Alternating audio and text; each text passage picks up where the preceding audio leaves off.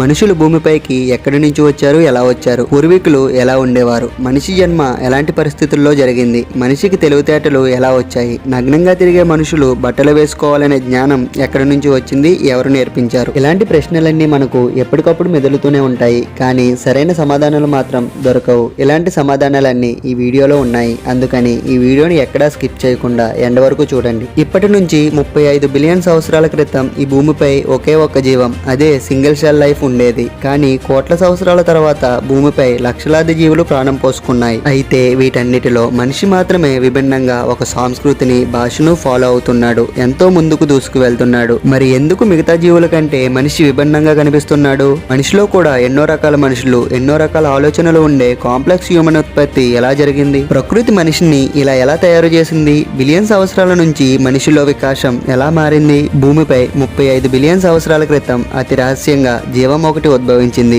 దానికి ముందు ఈ భూమిపై లైఫ్ ఉన్నట్టు ఎలాంటి జాడలు లేవు. ఒక్క మూల కణం కూడా లేకుండా 1 బిలియన్ సంవత్సరాల పాటు ఖాళీగా ఉంది భూమి. 50 కోట్ల సంవత్సరాల క్రితం ఒక గ్రేట్ షో జరిగింది. ఆ షో పేరే ఎవల్యూషన్. ఎప్పుడైతే భూమిపై ఒక లైఫ్ పుట్టిందో అప్పటి నుంచి ప్రకృతి జీవానికి పరీక్షలు పెడుతుంది. ఇప్పటి వరకు ప్రకృతి 5 సార్లు పుట్టిన జీవంను నాశనం చేయడానికి ప్రయత్నించింది. కానీ ప్రతిసారి విపత్తులను ఎదుర్కొని జీవులు సర్వైవ్ అవుతున్నాయి. అంతేకాకుండా మరింత బలంగా కాంప్లెక్స్ ఫామ్ లోకి మారుతున్నాయి. అలా అనేక జంతువుల రూపంలో భూమిపైకి రావడం జరిగింది. సింగిల్ సెల్ బ్యాక్టీరియాకు సింబల్ గా ఉండేది. కానీ మెల్లమెల్లగా ప్రకృతి యొక్క మదర్ గా సింగిల్ సెల్ ను ఒక కాంప్లెక్స్ గా తయారు చేయడం మొదలుపెట్టింది. సముద్రం నుంచి భూమిపైకి, భూమి నుంచి ఆకాశం మీదకు ఈ లైఫ్ అభివృద్ధి చెందుతూ వచ్చింది. 65 సంవత్సరాల క్రితం డైనోసార్ల జాతి అంతరించిపోయిందని, తర్వాత అప్పటి వరకు భూమి పొరలలో జీవించిన మామల్స్ అంటే క్షీరదాలు భూమిపైకి వచ్చి స్వాతంత్రంగా తిరగడం మొదలు పెట్టాయని చెప్తూ ఉంటారు. ఈ మామల్సే మన పూర్వీకులు. అవి చూడడానికి ఎలుకల కంటే చిన్నగా ఉండేవి. వాటి జాతిలో ఎవల్యూషన్ అవుతూ రకరకాల పరిమాణాల్లో, రకరకాల ఆకారాల్లో ఈ క్షీరదాలు మారుతూ వచ్చాయి. వివిధ జంతువులుగా పుట్టుకొచ్చాయి. ఈ జంతువులన్నీ డైనోసార్ల యుగం అయిపోయిన తర్వాత డే టైంలో భయం లేకుండా కొత్త ఎన్విరాన్మెంట్ లో తిరగడం మొదలు పెట్టాయి. అలా చాలా ఫ్రీగా లైఫ్ ని గడుపుతూ రకరకాల వాతావరణాలు అలవాటు చేసుకున్నాయి. నిజానికి డైనోసార్లు పూర్తిగా అంతరించిపోలేదని శాస్త్రవేత్తలు అంటున్నారు. ఎగిరే డైనోసార్స్ కొన్ని ఇప్పటికీ బ్రతికే ఉన్నాయి. కాకపోతే వాతావరణంలో మార్పులు, పర్యావరణంలో మార్పుల వలన అవి క్రమంగా చిన్న పక్షులుగా రూపాంతరం చెందాయట. సంవత్సరాల పాటు ఎవల్యూషన్ జరిగిన తర్వాత మ్యామల్స్ ప్రైమేట్స్ గా పరిమాణం చెందాయి. ఈ ప్రైమేట్స్ రూపంలో రూపాంతరం చెందుతూ మానవుల తయారీ జరిగింది. కానీ దాని వలన మనకు లాభం జరిగిందని చెప్తారు. ఎందుకంటే ఐసేజ్ లో జరిగిన కొన్ని సంఘటనల వలన అప్పటి వరకు 4 కాళ్ళతో నడుస్తున్న ప్రైమేట్స్ 2 కాళ్ళ మీద నడవడానికి ప్రయత్నించాయి. అది ఎలా జరిగింది అంటే, ఐసేజ్ సమయంలో ఆఫ్రికాలో పెద్ద పెద్ద పర్వతాలు భూమి నుంచి పుట్టుకొచ్చాయి. ఆఫ్రికాలో తేమతో కూడిన అడవులు క్రమంగా ఎండిపోవడం మొదలయ్యాయి. మంచు, చలి కారణంగా చెట్ల సంఖ్య క్రమంగా పడిపోతూ వచ్చింది. దానితో ప్రైమేట్స్ కు చెట్టు నుంచి చెట్టుకు దూకడం చాలా సమస్యగా మారింది. ఆహారం కోసం ఇక చెట్లను వదిలి నేలపై గడ్డి మరియు మొక్కలపై నడవడం మొదలు పెట్టాయి.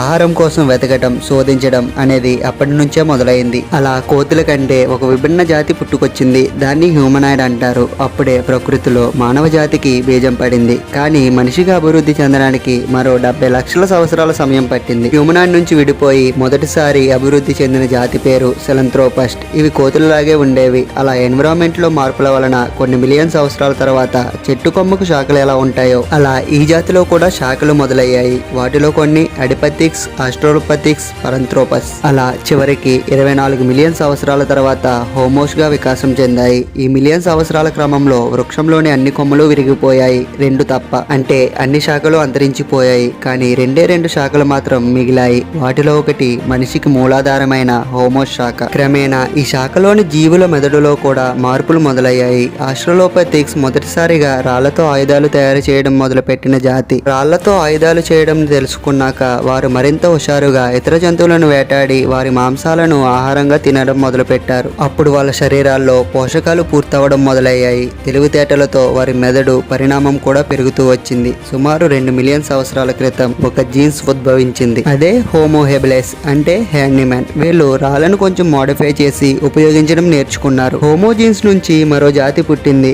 అదే హోమో ఎరెక్టస్. 18 లక్షల సంవత్సరాల క్రితం మొట్టమొదటిసారిగా 2 కాళ్ళ మీద నిటారుగా నిలబడిన జాతి హోమో ఎరెక్టస్. వీళ్ళే మొదటిసారిగా మంటను కంట్రోల్ చేయడం నేర్చుకున్నారు. అంటే మంటను ఆవిష్కరించింది కూడా 18 లక్షల సంవత్సరాల క్రితం అని చెప్పొచ్చు. కానీ అగ్ని ఎలా కనబడింది? శాస్త్రవేత్తల పరిశోధన ప్రకారం ఆకాశంలో మెరుపులు లాంటి సహజ సంఘటనలు లేదా రాళ్ళు ఢీకొన్నప్పుడు వచ్చిన పుట్టిన మంట, ఇలాంటివి చూసి ఆ జాతి అది ఎలా వస్తుంది, ఎందుకు వస్తుంది అని తెలుసుకోవడం మొదలుపెట్టారు. మంటను పుట్టించడం నేర్చుకున్నారు. అలా అన్ని విషయాల్లో వాళ్ళకి క్యూరియాసిటీ పెరుగుతూ వచ్చింది. హోమో ఎరెక్టస్లు జంతువులను వేటాడడంతో పాటు వాటి నుంచి కాపాడుకోవడం అనే కొత్త విషయం కూడా నేర్చుకున్నారు. జంతువులు మంటను చూసి భయపడతాయి. ఈ విషయాన్ని కూడా వాళ్ళు కనిపెట్టారు. అలానే మంటను ఉపయోగించి ఆహారాన్ని తినడం నేర్చుకున్నారు. అలా తిన్న ఆహారం బాగా జీర్ణమవుతున్న విషయం వాళ్ళకి అర్థమైంది. అలా వారి బుద్ధి మరింతగా అభివృద్ధి చెందింది. ఇలా ఎవల్యూషన్ అవుతూ 3 లక్షల సంవత్సరాల తర్వాత 2 తెలివైన జాతులు పుట్టుకొచ్చాయి. అవే హోమో నియాండర్థలెన్సెస్, హోమోసిపియన్స్. అప్పటి నుంచి సరిగ్గా 1,00,000 సంవత్సరాల క్రితం మానవ జాతులు ఒక పెద్ద నిర్ణయం తీసుకున్నాయి.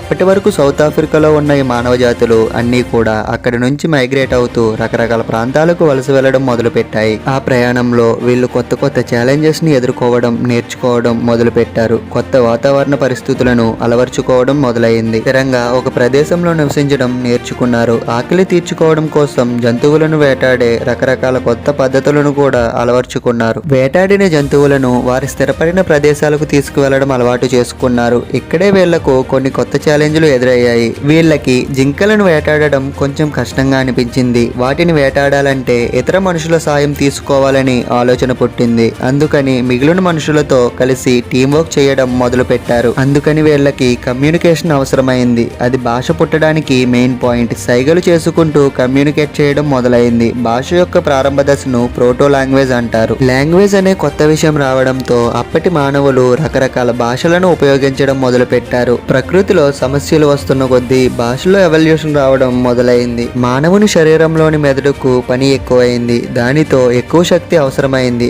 భాష నేర్చుకోవడంతో మెదడులోని జ్ఞానశక్తి, మెమొరీ పార్ట్ పెరగడం అక్కడి నుంచే ప్రారంభమైంది. హ్యూమన్ బీయింగ్స్ నగ్నంగా తిరుగుతూ ఉండేవి. వాళ్ళు బట్టలు వేసుకునే పరిస్థితి ఎలా వచ్చిందంటే, శాస్త్రవేత్తలు చెబుతున్న దాని ప్రకారం మన ప్రాచీన మానవుల పూర్వీకుల శరీరం మీద ఎక్కువగా వెంట్రుకలు ఉండేవి. ఎవల్యూషన్ చెందడం జరుగుతున్న కొద్దీ వాళ్ళ శరీరం మీద వెంట్రుకలు మెల్లమెల్లగా తగ్గిపోవడం జరిగింది. వాతావరణంలో మార్పుల వలన చలి ప్రాంతాల్లో నివసించాల్సి వచ్చింది. మానవుడు తన రాతి పనిముట్లను మరింత అభివృద్ధి చేసి 1,70,000 సంవత్సరాల క్రితం మానవుడు బట్టలు తయారు చేయడం మొదలు పెట్టారు. మంచు యుగం పూర్తయ్యేసరికి హోమో నియాండర్థలెన్సెస్ అండ్ హోమోసిపియన్స్ లలో అతి కష్టం మీద ఒకే ఒక్క జాతి మాత్రం సర్వైవ్ అవ్వగలిగింది. అదే మన మానవ జాతి, హోమోసిపియన్స్. మరో జాతి అంతరించిపోవడానికి శాస్త్రవేత్తలు కూడా సరైన కారణాలు చెప్పలేకపోతున్నారు. 10,000 సంవత్సరాల క్రితం ఆధునిక మానవులు మంచు యుగంలో కూడా సర్వైవ్ అవ్వడానికి అక్కడ ఇక్కడ తిరగడం మొదలు పెట్టారు. కానీ వాళ్ళకి సమస్య ఎక్కువైపోయింది. అప్పుడు 10,000 సంవత్సరాల క్రితం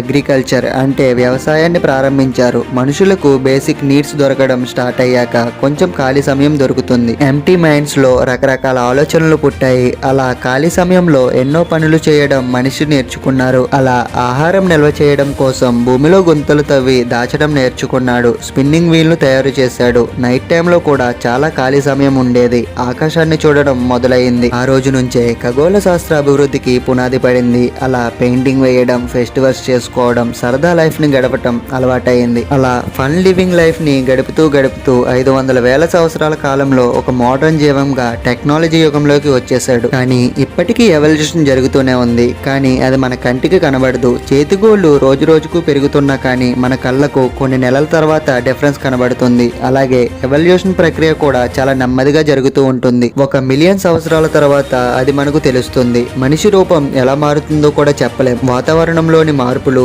ప్రకృతి విసిరే సవాళ్లను ఎదుర్కొంటూ మనిషి వేరే విచిత్రమైన రూపంలోకి మారిపోవచ్చు కూడా. ఇంత సుదీర్ఘ జీవిత చరిత్రలో వివిధ రకాల జీవులు అభివృద్ధి చెందాయి. కానీ శాస్త్రవేత్తల మైండ్ లో ఒక ప్రశ్న మాత్రం ఉండిపోయింది. అసలు ఈ భూమిపై లైఫ్ ఎలా ఉద్భవించింది? ఇదే ఒక పెద్ద రహస్యం. కానీ కొందరి ఉద్దేశం ఏంటంటే 4 బిలియన్ సంవత్సరాల క్రితం మిలియన్ గ్రహశకలాలు వర్షంలా కురిసినప్పుడు ఎమినో యాసిడ్స్ అణువుల రూపంలో ఒక జీవం సూక్ష్మ కణం రూపంలో భూమిపైకి వచ్చి ఉంటుందని. ఇదే నిజమైతే మనలాంటి మనుషులు వేరే గ్రహంలో అదే అమినో యాసిడ్స్ అణువుల నుంచి పుట్టి ఉండొచ్చు కదా. కేవలం భూమిపైనే మనుషులు ఎందుకు ఉన్నారు? వేరే గ్రహాల్లో లైఫ్ ఎందుకు లేదు? వీటి గురించి మీరేమంటారు?